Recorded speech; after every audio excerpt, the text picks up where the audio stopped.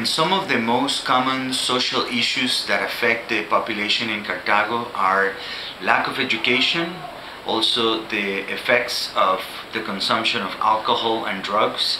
Some of the people that live in our communities where our volunteers go and help out are people that have had less access to education.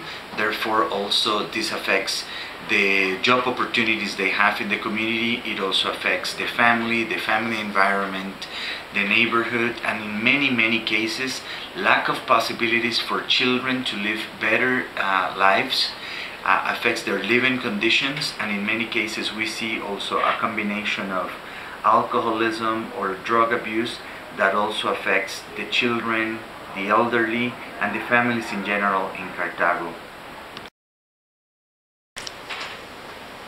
CCS volunteers help us with these social issues or help us improving the living conditions of the kids. For example, when we send volunteers to work with the elderly, volunteers working at daycares, at the orphanage, at rehab centers, these volunteers are giving a hand to the leaders of the community that are working on solving these problems, but also show the people in the community that people care about them.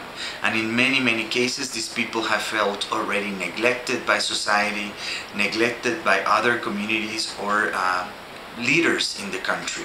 And when volunteers come from other countries, they come and help out, they come and show that they care, they want to spend hours with them.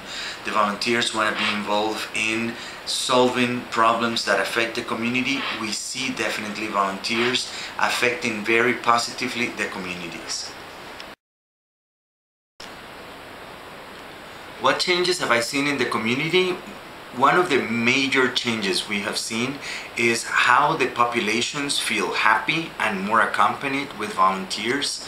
In many cases, those cultural boundaries, the language boundaries, completely change and are not that important as becomes important to be surrounded by volunteers, international volunteers that come and want to help in the community. Something else that we also noticed is how the people in the partner organizations, the staff, the beneficiaries request the participation of volunteers, are also expecting volunteers to come, and in many cases feel more secure about the goals that they're reaching, and in many cases feel more like their work is approved by somebody. The type of mission that they have taken, it's accepted and even admired by volunteers when they see that people come from other countries to support their goals and to support their missions.